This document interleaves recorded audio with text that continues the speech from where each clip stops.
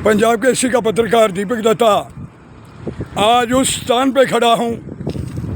जो कि एक आनंदपुर साहब से पुल जो गढ़शंकर बलाचौर रोपड़ और आनंदपुर साहब और हिमाचल को भी ये आनंदपुर साहब से नंगल ऊना होता हुआ धर्मशाला उधर चंडीगढ़ दिल्ली को सारे तरफ से ये पुल जोड़ता है और सतलुज दरिया जहाँ से होके गुजरता है। तो जहाँ पर जो नुकसान किसानों का,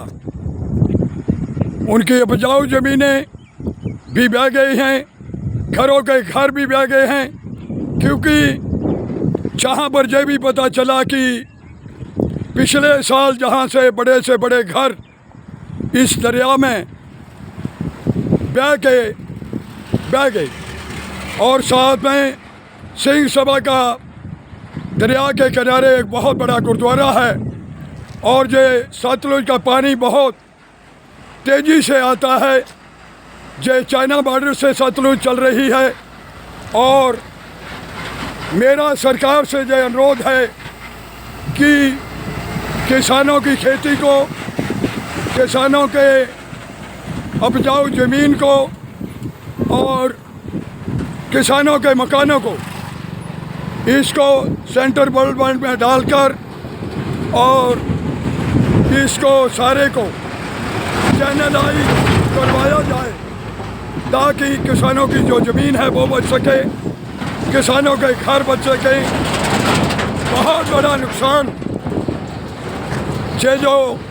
इन लोगों के साथ, किसानों के साथ हुआ है और मेरा जिलाधीश महोदय रोपड़, माइन ऑफिसर रोपड़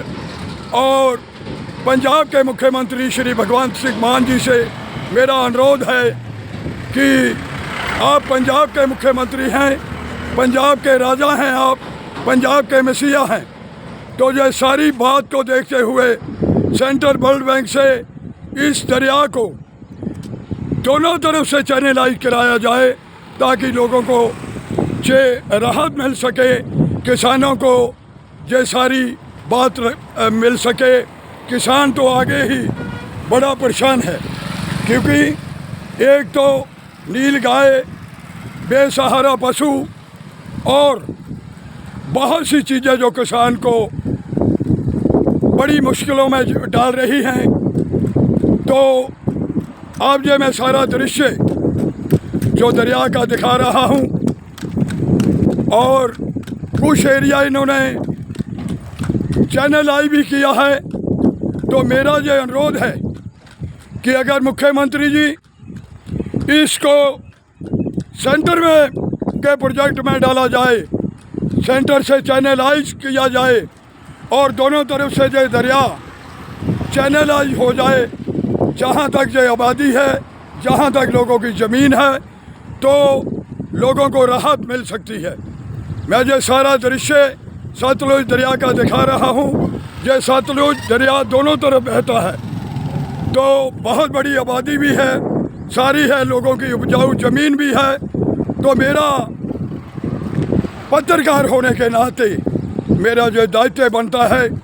कि जो तथ्य हों, चाहे वो सरकार के हों, चाहे वो लोगों के हों, वो मैं लोगों के आगे भी रख सकूं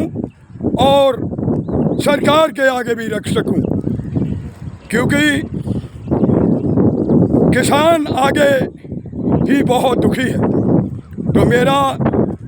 ये अनुरोध है कि आप इसको दोनों साइड से नंगल भाखड़ा से लेके और जहाँ तक लोगों की आबादी लगती है इसको चैनलाइज कराया जाए ताकि किसानों को राहत मिल सके, किसानों की उपजाऊ ज़मीन जो करोड़ों रुपयों की है वो बहने से बच जाए। तो जैसे ये पुल के साथ और ये बहुत बड़ा पुल है जिसको कभी भी जिस तरह से अब तो चैनलाइज